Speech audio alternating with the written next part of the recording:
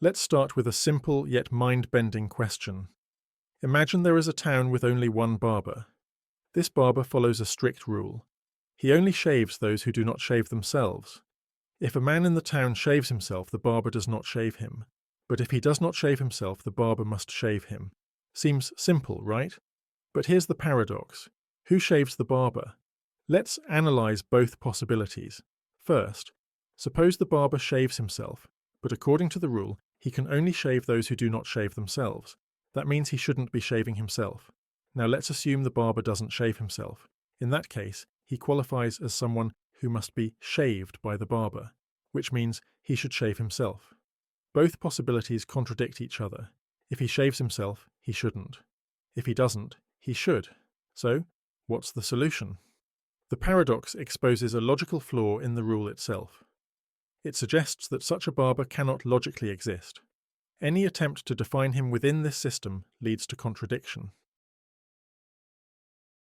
Welcome to Level 2 of 10 Paradoxes. This one is deceptively simple, but incredibly profound. It's called the liar paradox. Imagine someone writes a sentence on a piece of paper. The sentence reads, "This statement is false."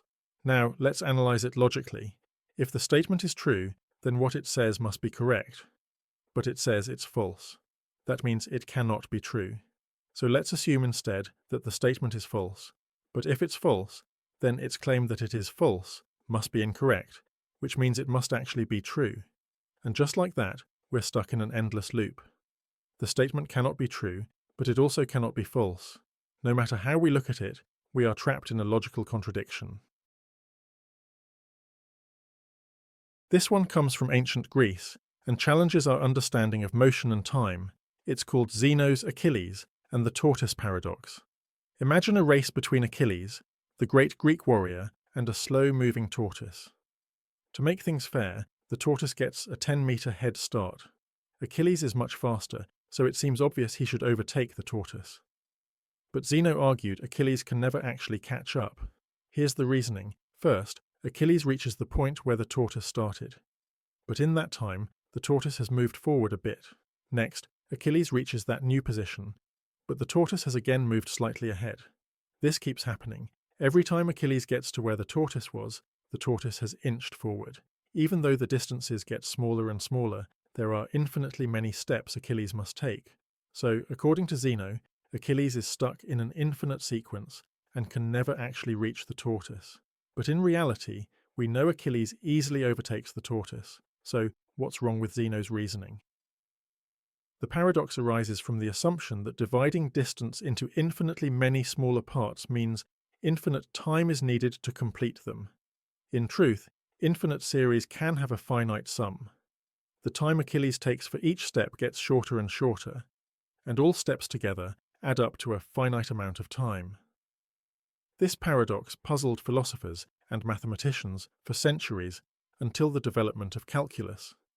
Mathematicians like Newton and Leibniz showed that infinite sequences can converge to a finite number. But Zeno's paradox still raises deep questions.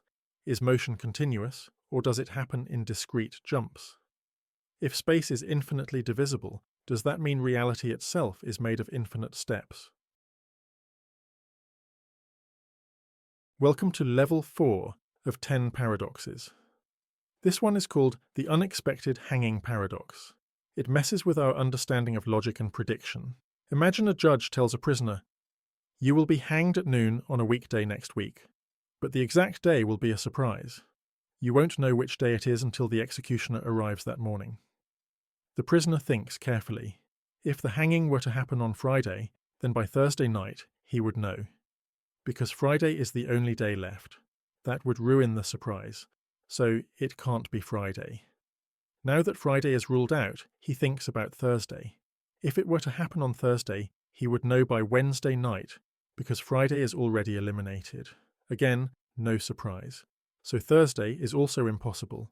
Using the same logic, he eliminates Wednesday, then Tuesday, and finally Monday. Eventually, he convinces himself the hanging cannot happen at all. Feeling relieved, he sleeps peacefully through the week. Then, on Wednesday, the executioner arrives. The prisoner is completely shocked The judge was right. The hanging was a surprise. So what went wrong? The paradox comes from a clash between logical deduction and surprise. The prisoner assumed that eliminating every possible day meant the hanging couldn't happen, but that reasoning failed when the event actually defied expectation. Welcome to level 5 of 10 paradoxes. This one is called the crocodile paradox.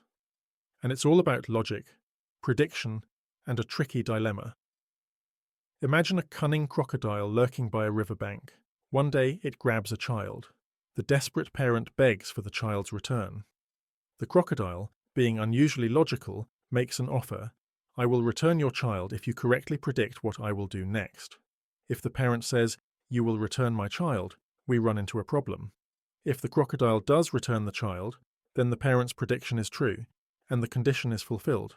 But that would mean the crocodile should not have returned the child, because the condition was only to return the child if the parent correctly predicted. So returning the child invalidates the prediction.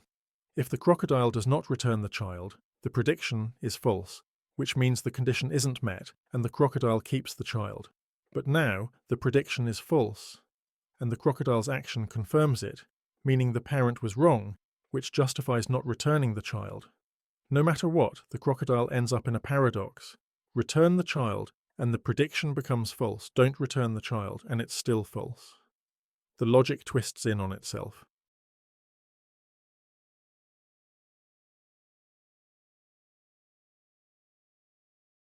Welcome to level 6 of 10 paradoxes.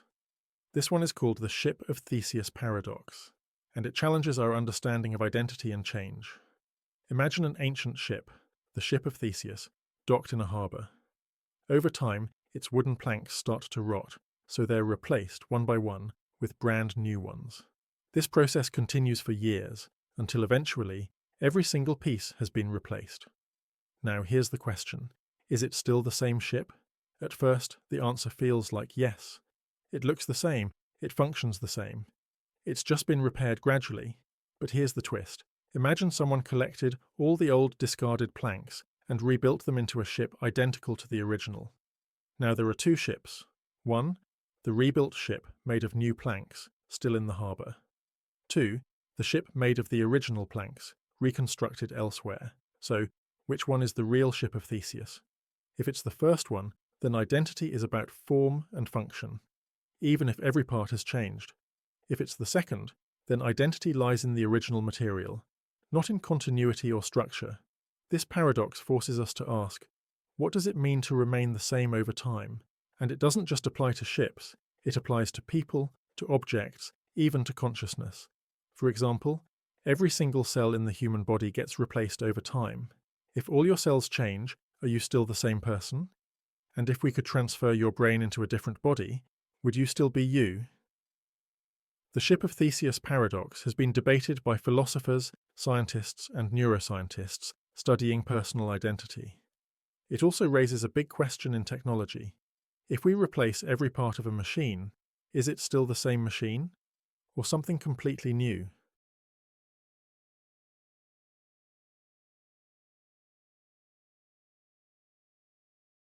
Welcome to level 7 of 10 paradoxes. This one is called the grandfather paradox, and it's one of the most famous paradoxes in time travel.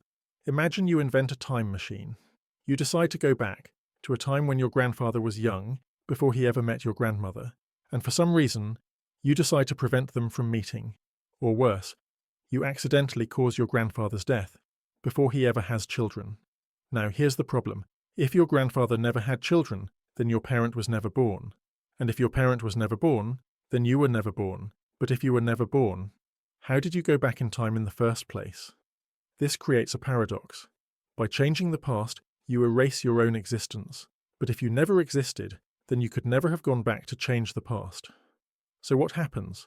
There are a few possible explanations, offered by scientists and philosophers. 1. Time fixes itself. Some theories say that history resists change. No matter what you try, something will always stop you from altering the past in a way that creates contradictions.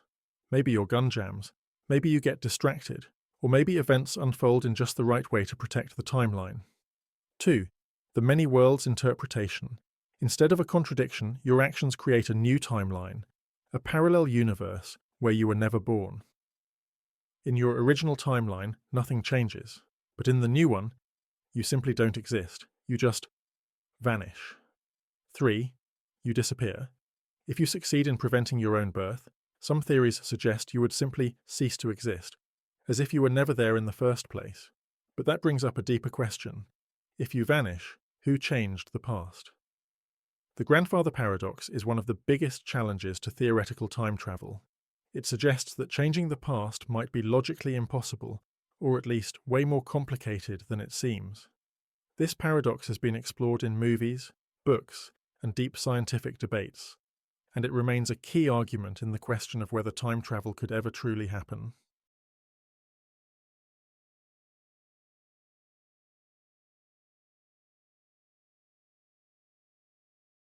Welcome to Level 8 of 100 Paradoxes. This one is called the Sorites paradox, also known as the paradox of the heap. It challenges the way we define vague concepts. Imagine this. You have a heap of sand, millions of tiny grains. Now, remove one grain. It's still a heap, right? Remove another. Still a heap. Keep going, grain by grain.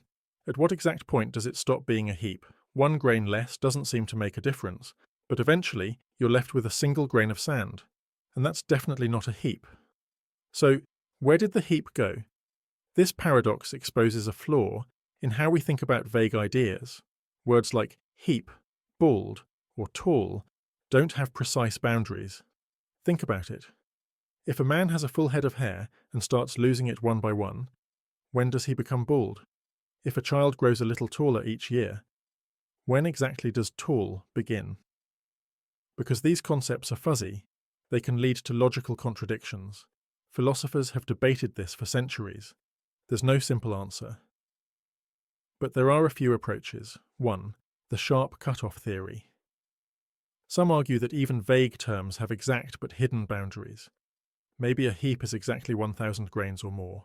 Anything less, not a heap. 2. The continuous spectrum. Others say these terms exist on a sliding scale. Trying to draw a sharp line is pointless. A heap gradually becomes not a heap, with no clear moment when it happens. 3.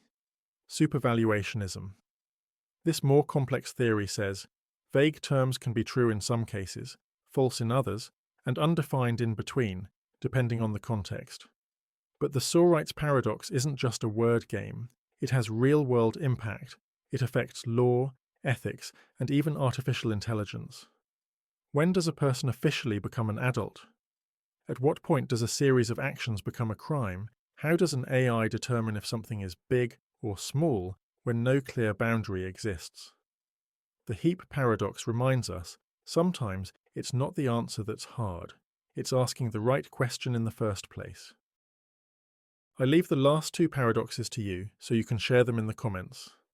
I would like you to rate this type of sleep, and not only video format. Thank you for everything, and see you in the next one.